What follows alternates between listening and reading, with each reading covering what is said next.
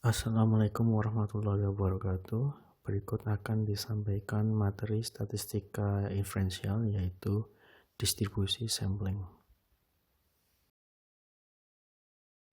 Tujuan dari materi ini yaitu menggunakan sampel untuk menggambarkan karakteristik populasi. Nilai dari suatu ukuran sampel digunakan untuk mengukur atau mengestimasi nilai dari ukuran parameter populasi. Informasi sampel yaitu rata-rata dan deviasi standarnya dapat digunakan untuk mengestimasi rata-rata populasi dan deviasi standar populasi. Yang kedua, kita dapat menghitung probabilitas, peluang, atau persentase. Sebagai contoh, berapa persentase penduduk Indonesia yang membayar tagihan telepon di atas Rp200.000?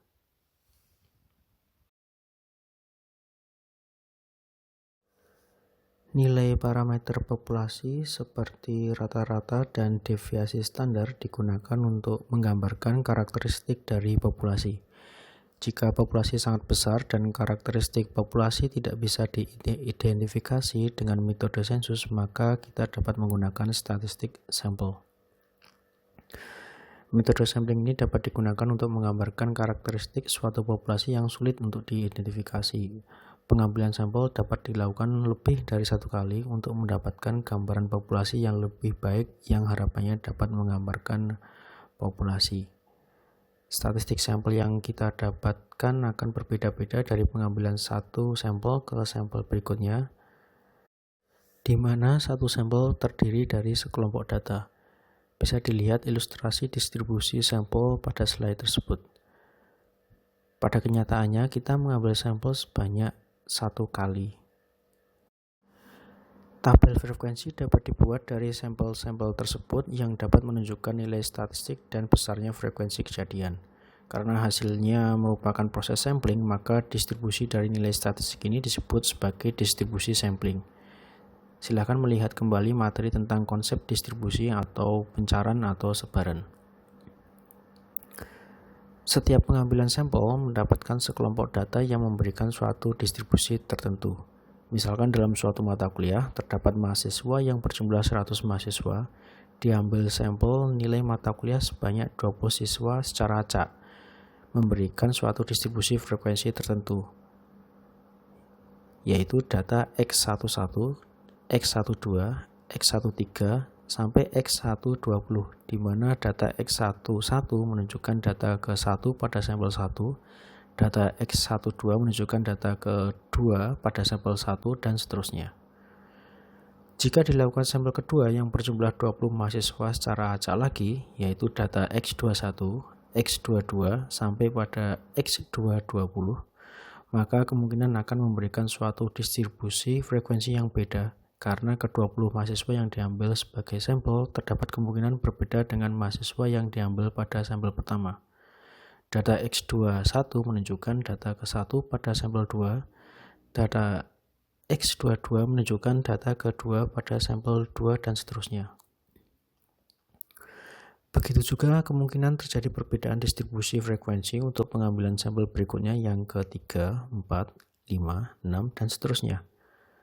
Slide ini hanya memberikan contoh 4 sampel saja sebagai ilustrasi. Kesimpulannya, pengambilan sampel 1 dan berikutnya dapat memberikan distribusi frekuensi yang tidak selalu sama. Pengambilan sampel dapat dilakukan tak terbatas, tidak ada batasannya. Namun pada kenyataannya, pengambilan sampel hanya dilakukan satu kali saja. Pengambilan sampel 1 inilah yang digunakan sebagai pendekatan atau estimasi atau perkiraan untuk menggambarkan populasi.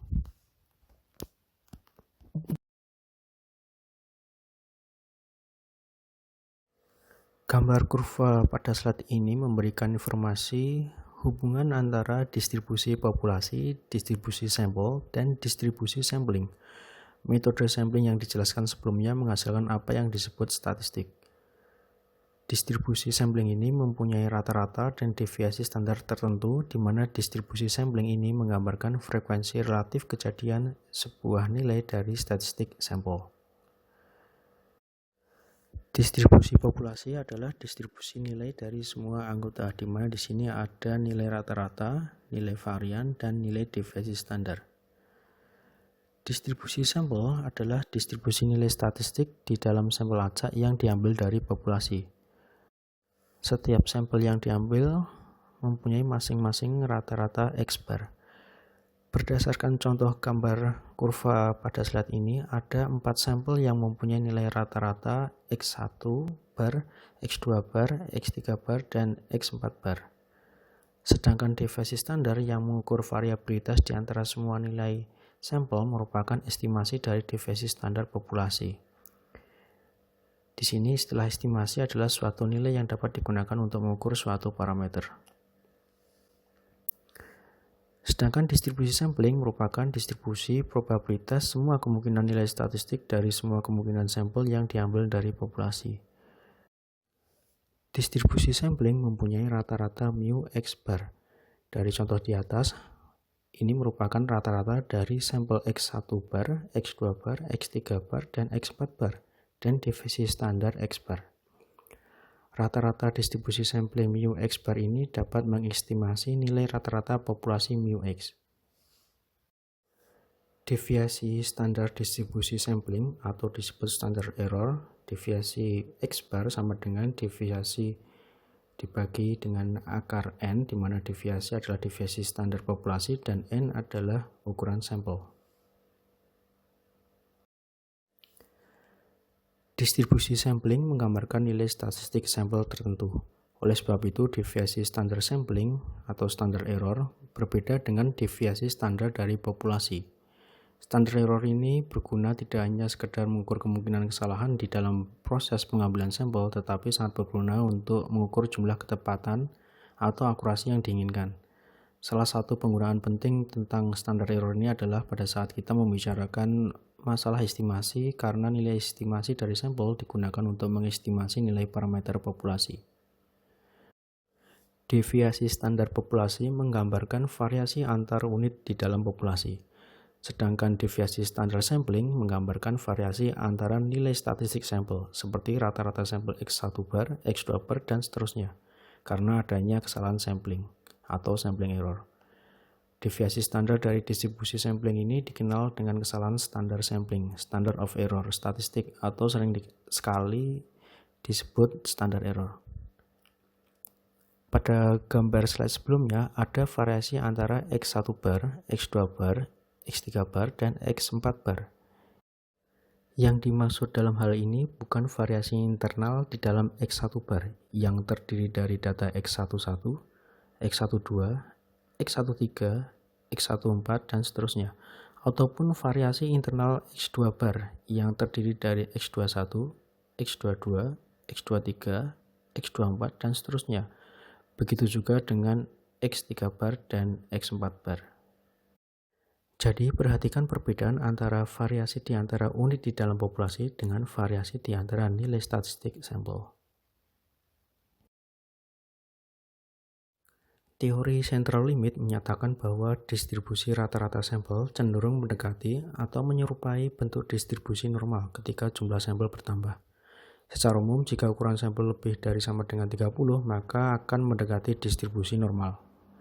Ketika sampling yang diambil dari populasi dengan rata-rata mu X dan deviasi standar X, maka distribusi sampling dari rata-rata mu X bar akan cenderung mengikuti distribusi normal dengan rata-rata mu X dan standar deviasi X dibagi akar N.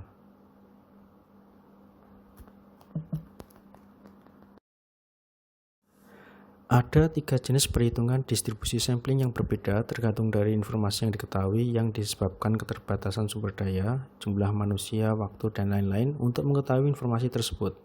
Masing-masing perhitungan dijelaskan pada slide berikutnya. Suatu populasi yang berdistribusi normal dengan rata-rata mu X dan standar deviasi X, jika diambil suatu sampel berukuran N kecil dan jumlah populasi N besar sulit diketahui, maka rata-rata distribusi sampling mu X bar ini mengestimasi atau sama dengan nilai rata-rata populasi mu X. Sedangkan deviasi standar distribusi sampling atau disebut standard error sama dengan deviasi standar populasi dibagi akar N, di mana N ini adalah ukuran sampel. Dalam persoalan ini, rata-rata populasi dan deviasi standar populasi diketahui nilainya, sedangkan total jumlah populasi tidak diketahui dan dapat diasumsikan berdistribusi normal. Informasi jumlah sampel sebesar 81, di mana jumlah ini melebihi 30, juga mendukung penggunaan pendekatan distribusi normal. Secara matematis, probabilitas rata-rata antara 170.000 sampai 185.000 dapat ditulis dengan P 170.000 kurang dari sama dengan X bar kurang dari sama dengan 185.000. Nilai X bar ini dirubah menjadi nilai Z untuk membantu perhitungan. Maka P atau peluang 170.000 kurang dari sama dengan X bar kurang dari sama dengan 185.000 dapat ditulis P peluang antara Z1 dan Z2, di mana Z1 merupakan konversi dari X bar sama dengan 170.000 dan Z2 merupakan konversi dari X bar sama dengan 185.000. Setelah X bar ini dikonversikan nilai Z, maka peluang X bar antara 170.000 sampai 180.000 dapat dirubah menjadi peluang nilai Z antara minus 1,8 sampai 1,8.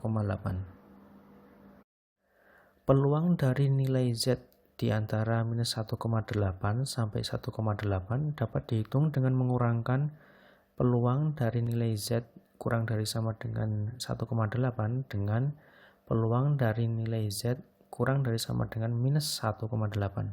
Dengan kata lain, peluang antara nilai Z minus 1,8 dan 1,8 sama dengan peluang dari Z kurang dari sama dengan 1,8 dikurangi peluang dari Z kurang dari sama dengan minus 1,8.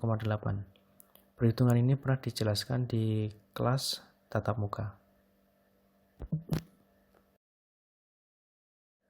Jika diketahui total jumlah populasi sebesar N besar, maka deviasi standar sampling perlu ada penyesuaian dengan memasukkan faktor koreksi populasi terbatas, yaitu akar dari N besar total jumlah populasi dikurangi N kecil ukuran sampel dibagi N besar total jumlah populasi dikurangi 1.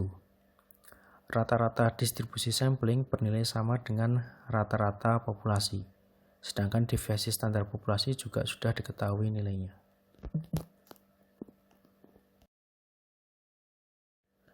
Soal pada slide ini hampir sama dengan soal pada slide sebelumnya, namun pada soal ini ada tambahan informasi bahwa total populasi diketahui.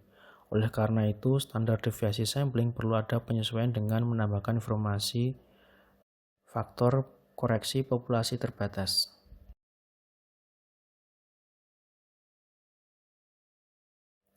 Jika suatu populasi tidak berdistribusi normal dengan rata-rata populasi μx, tapi jumlah sampel lebih dari sama dengan 30, maka distribusi sampling dapat diasumsikan berdistribusi normal. Apabila deviasi standar populasi X tidak diketahui, kita dapat menggunakan deviasi standar sampel S. Jika rata-rata populasi μx tidak diketahui, maka gunakan rata-rata distribusi sampling μx bar. Jika semua rata-rata distribusi sampling μx bar dan rata-rata populasi μx diketahui, maka gunakan rata-rata populasi μx.